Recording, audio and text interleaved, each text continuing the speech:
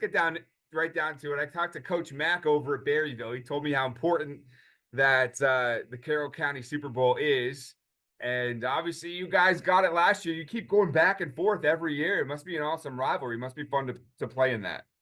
Yeah, it's been a big deal. I didn't realize how big it was until I got up here, and Coach Mack and I coached together a few years ago down in South Arkansas, so it kind of makes it a little more fun. So we've been friends for a while, so that kind of adds to it a little bit. But it is a huge deal up here in Carroll County. Yeah, last year you guys started off 2-2, solid right there. And I know that losing streak in the middle must have been just so tough. But then you guys recovered to win those last two games, including the Super Bowl. Talk about what you learned about your team in those moments.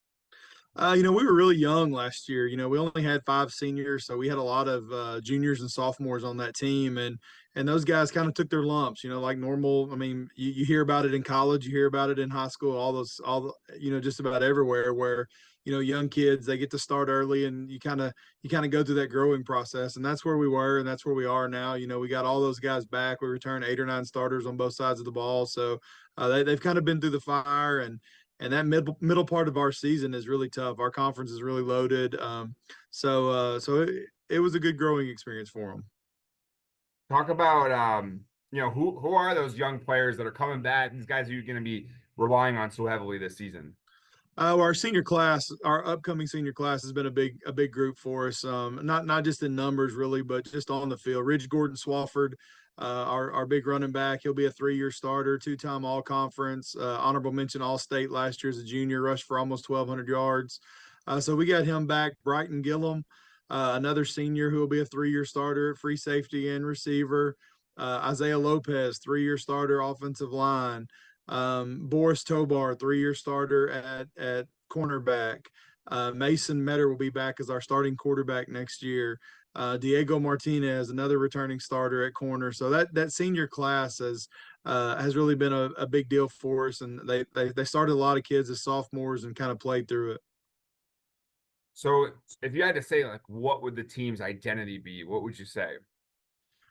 We are a downhill physical running team. Like I said, Ridge is about 6'1", 230 right now. 1,200-yard rusher last year, and I joke with him all the time. He was born probably about 30 years too late. He's the old school fullback, the Mike Allstotts, the kind of guys you see from the late '90s, mid Oh, '90s. He is a physical runner. He yes, loves they're to stepping bring the out. pain, and that's kind of what we are, and we throw RPOs and we throw play action stuff off of it and try to keep you honest, but we are a physical running team. Apologize for the little audio there. You made me think of something. I want to check your roster, but every time you go to Max Preps, it has this video Yes, that plays immediately. yeah, But no, that's pretty great. We love those old school players like that. That's yeah, awesome. yeah. Um, I think it's funny because I know, you guys are more than just that one game at the end of the season. You talk about that conference that you're in. I know Coach Mack mentioned it too. It doesn't seem like there's a lot of easy games for you guys, huh? No, there's not. Elkins, I feel like, is one of the best teams in the state. They got beat in the semifinals last year, but honestly, that was probably the state championship game was them and Harding Academy. I feel like they were 1-2 right there. So Elkins is in our conference. Prairie Grove comes back down from 5A. They've been a 4A powerhouse for years, so they come right back to it. Gravette is loaded. They've had a really good coaching stint and a lot of success here recently. So it's just week after week. It's a really good conference. I always feel like these teams that have coaches that stick around and been with the program for a handful of years at least, have this advantage. What brings you back to Green Forest and what do you love so much about coaching there? We have a multicultural school. We speak 9 different languages at the high school, so it's a very interesting environment that we have. But our kids are great. It's they're some of them are learning football for the first time, and they come out. We have 52 kids out. It's the biggest team ever in Green Forest history this year. So. We have a lot of kids that are interested in it, and like I said, our kids are fun to coach, and it's not easy all the time. I mean, it has its own troubles and its own problems like anywhere, but we have a good group of kids and a good support system from our administration, so it's been a fun starting my 5th year now, so it's been a fun ride. Yeah, so I'm sure you're itching to do the back-to-back thing. Every year, the different team in your 5 years keeps winning. What would that mean to you to be able to win it twice in a row here?